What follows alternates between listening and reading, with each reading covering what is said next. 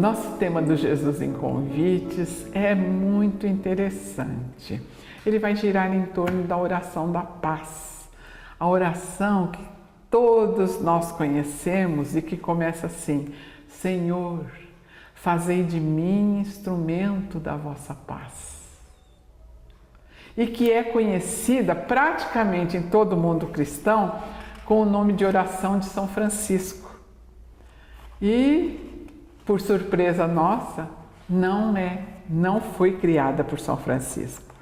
Então veja bem, consultando fontes, há um historiador muito famoso chamado Christian Renou, ele doutor em História Moderna, tudo mais, e depois de uma exaustiva pesquisa histórica, ele revela que essa oração vai aparecer pela primeira vez na Europa no ano de 1912, num local remotíssimo da França, num panfleto que existia lá, e ele foi de tão pouca importância que não existe registro nos anais da França sobre a existência desse panfleto. E esse redator do panfleto aí, que era um senhor padre Becquerel, ele então transcreve, ele acha essa oração nesse panfleto e ele transcreve numa outra revista que também era insignificante, que também não guardou registro.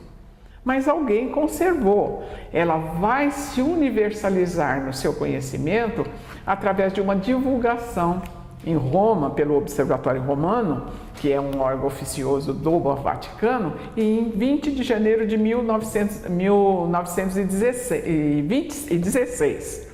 No mesmo ano, 1916, no dia 28, um diário francês chamado La Croix transcreve do Observatório Romano, e era o tempo da Primeira Guerra Mundial, que foi entre 14 e 18, nós estamos em 1916, e as orações pela paz eram intensas.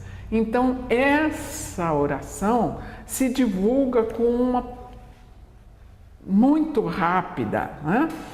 Mas o nome é oração pela paz. Em Roma, um padre franciscano, padre Benoit, ele se encanta também com ela e imprime a oração de São Francisco num cartão muito bonito. De um lado continha a oração e do outro lado ele pôs a imagem de São Francisco e escreveu, textual: essa oração resume os ideais franciscanos e, ao mesmo tempo, representa uma resposta às urgências do nosso tempo. E se divulgou como sendo, então, de São Francisco.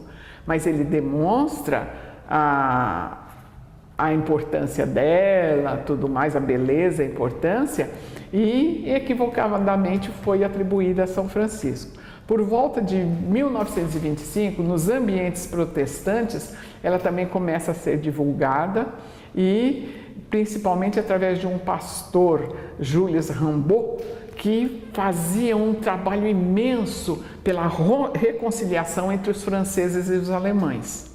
Nesse mesmo ano, 1925, um pastor também protestante, alsaciano, Etienne Bach, ele adota a oração como texto oficial do seu movimento e publica no boletim que eles possuíam ali, difundindo-a segundo todos os meios possíveis.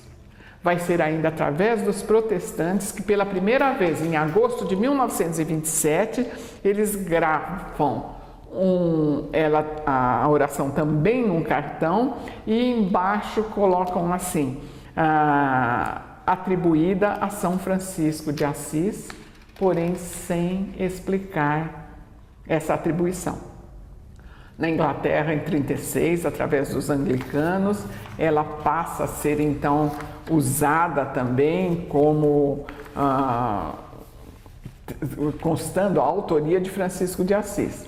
Nos Estados Unidos, o movimento católico dos Cristóforos, quer dizer, aqueles que difundem as ideias de Jesus, fundado em 1945, tomou a oração como sua e divulgou por todos os meios, inclusive pela TV. Em 1968, o luterano francês Friedrich Schulze, ele publica um artigo pesquisando tudo o que havia desde os tempos de São Francisco e publica em 1996 um artigo onde ele reúne todas as pesquisas havidas até então e desfaz essa atribuição a São Francisco de Assis. E um detalhe muito interessante, foram buscadas de 400 a 500 situações, manuscritos de Francisco de Assis, pesquisados, de 400 a 500 manuscritos dele, e em nenhuma foi encontrada, nenhum texto ou nenhuma citação a respeito. Então veja bem, a respeito, a contraposição do ódio ao amor, da ofensa ao perdão, da dúvida, da fé, do desespero, a esperança, da tristeza, a alegria, ela está fundamentada em Lucas, nos textos evangélicos, no Lucas 6,38 do amor ao próximo, onde lá está: não julgueis e não sereis julgados, não condeneis e não sereis condenados, perdoais e sereis perdoados, dai e dar-se-vos-á, porque na medida com quem tiverdes medido, vos medirão também.